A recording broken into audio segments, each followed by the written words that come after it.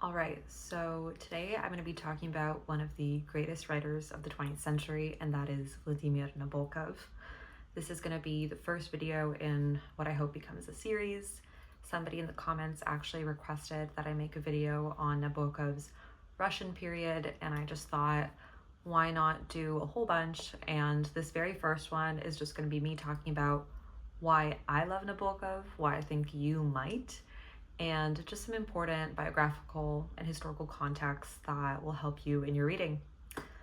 All right, so the first thing you should know about him is that he had a very, very distinct picture of what a good reader was and what his ideal reader was. And Nabokov actually worked as a professor in quite a few American universities where he taught literature.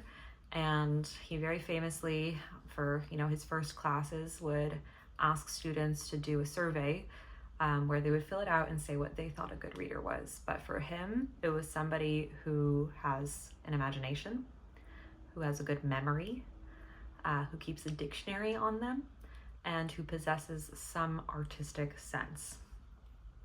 Now, why might this even matter to him? Well, I have his lectures on literature. This is a collection of some of, obviously, the lectures he gave. They're on Austen, Dickens, Flaubert, Joyce, Kafka, Proust, and Stevenson.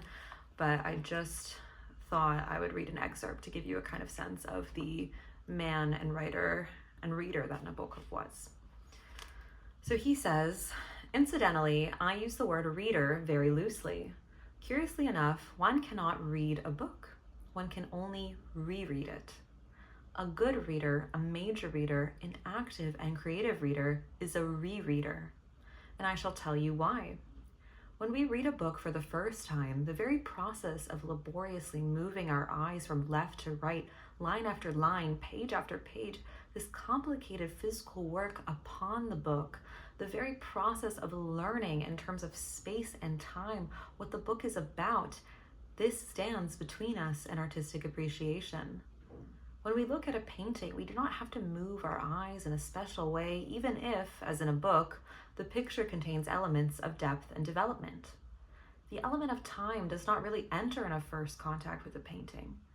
In reading a book, we must have time to acquaint ourselves with it. We have no physical organ, as we have the eye in regard to a painting, that takes in the whole picture and then can enjoy its details. But at a second or third or fourth reading, we do, in a sense, behave towards a book as we do towards a painting. However, let us not confuse the physical eye, that monstrous masterpiece of evolution, with the mind, an even more monstrous achievement. A book, no matter what it is, a work of fiction or a work of science, the boundary line between the two is not as clear as is generally believed. A book of fiction appeals first of all to the mind. The mind, the brain, the top of the tingling spine is, or should be, the only instrument used upon a book." So Nabokov's books, as you might have guessed, are not read or not written to be read only once. They're written with the expectation that you will have to read them more than once in order to get the full, I suppose, experience or enjoyment of it. And this is kind of a crazy concept when you think of it, but for Nabokov, his readers are co-creators of meaning. You, just by paying attention, infuse meaning into the novel. It is actually so brilliant, and it's not like what I'm describing right now. You're going to experience it as soon as you pick up one of his books. You'll notice this. You kind of get out of it what you put into it. So if you go slow and pay attention and really savor it, you will leave that book with a totally different experience than somebody who kind of just skimmed it, was paying attention to the plot. And I would say that plots are pretty secondary in Nabokov's fiction. It's a lot more about the kind of worlds that he's creating. And my professor used a really good word to describe this. He calls Nabokov a theorg, a creator of autonomous worlds. And Nabokov does invent imaginary universes in his fiction. Now, one of them is called Zorland, another one is Nova Zembla. But a lot of them do just take place in real places, don't worry. But an important theme for Nabokov was nostalgia for childhood, an idealization of both childhood and exile, because Nabokov hadn't been to Russia since he was a child, in essence. His family sent him away right around the Bolshevik Revolution, so they were emigres.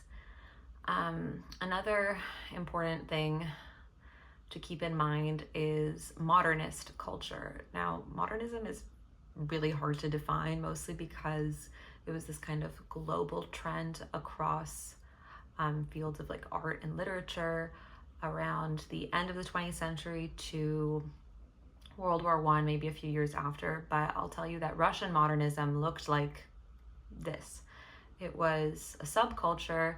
It's artists, writers, thinkers who felt very strongly that the world was ending.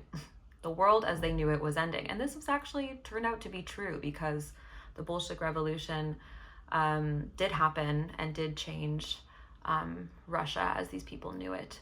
So there's this apocalyptic sense in their art.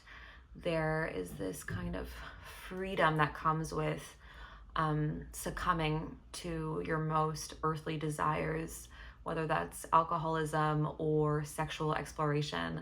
A lot of Russian modernist writers and artists were engaging in kind of three-way relationships. There was a ton of homosexuality, cross-dressing, what we now identify as being non-binary was really, really popular.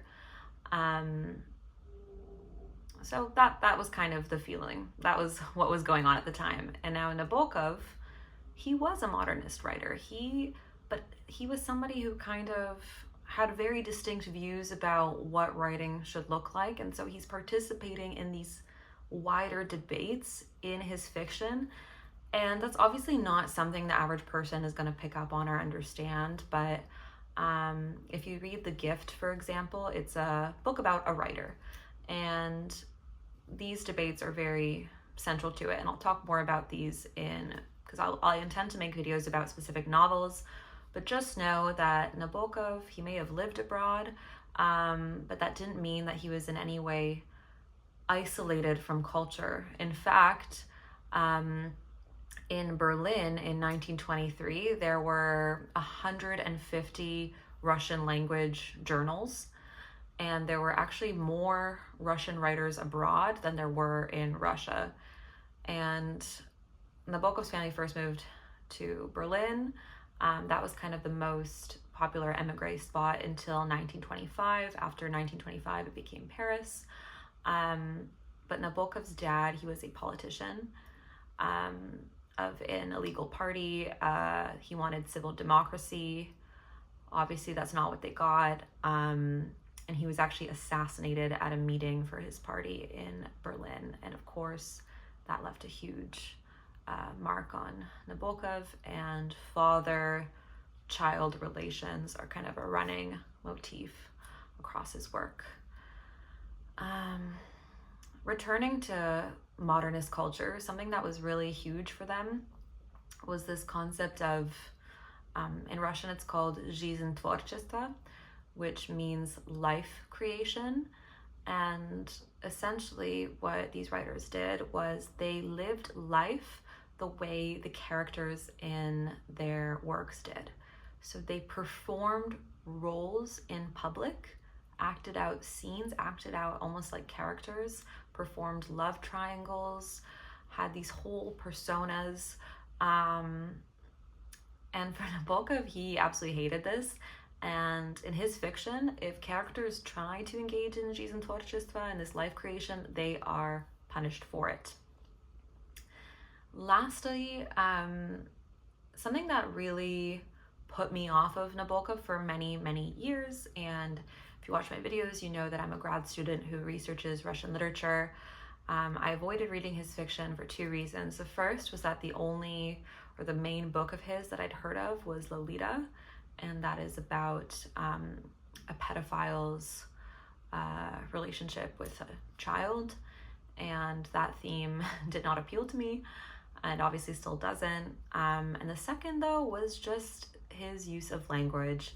Nabokov writes extremely flowery prose. It is not for everyone, and it certainly wasn't for me until I kind of got used to it, because I took a class on him and I was forced to read him, and I'm actually so glad and grateful that I did that, because I'm somebody where, I don't know, my taste in prose has really changed as I've aged a bit or evolved through my research. I am much more interested in what kind of the context around a book is, rather than analyzing its aesthetics. That's the kind of scholar I am.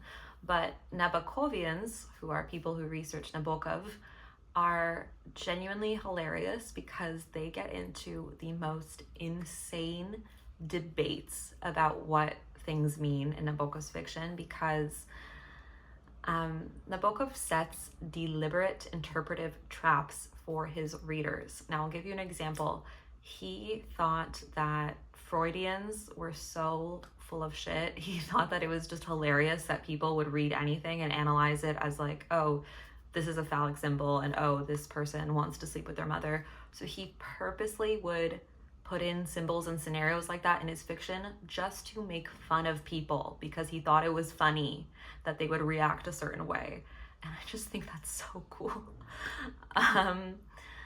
This video is getting a bit long, but I feel like I have more to say. I'll just say that Russian literature to Nabokov was everything. He does not write in a silo. He writes in conversation with other writers. And his main muse was Alexander Pushkin, whom, you know, every Russian writer looked up to, but for Nabokov especially, he was very proud of the fact that he was born in 1899, almost exactly a century after Pushkin. And he was also very proud of the fact that his great-grandfather was Dostoevsky's prison warden and actually lent Dostoevsky books in prison.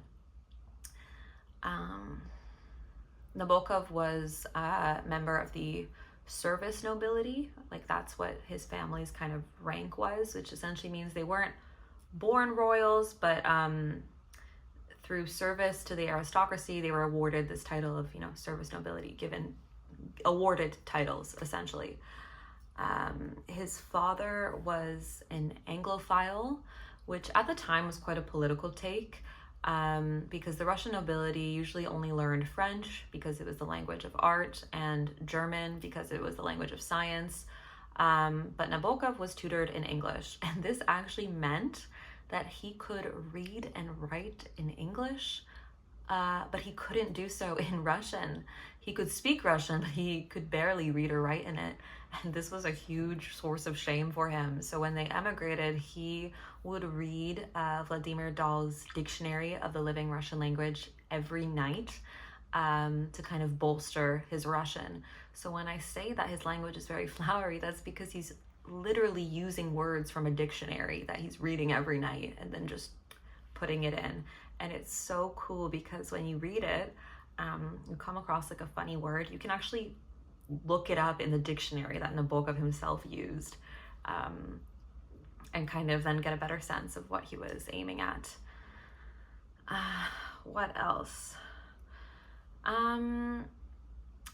Nabokov's personal life. So he had a wife named Vera, who was absolutely, you know, the love of his life. Even though he had many affairs, he remained loyal to her in spirit, or at least that's the sense that you get from his memoirs, letters, and so on.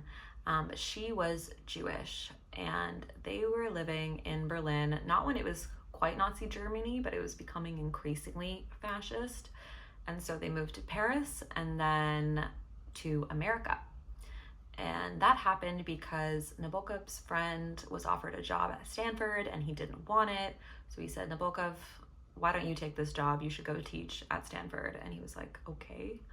And that's how we get Nabokov in his Russian period and Nabokov in his American period. I feel like I have more to say, but that will just come up in the individual videos that I make. yeah, thanks so much for watching. And as I mentioned, somebody in the comments actually requested that I speak about Nabokov. And so if there's any book, Slavic writer that you want me to talk about, please let me know. I love making videos. I love hopefully sharing something that somebody didn't know about a writer that they care about.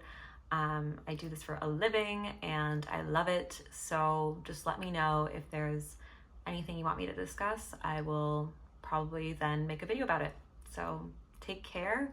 Have an amazing day. Thanks so much for watching. Bye.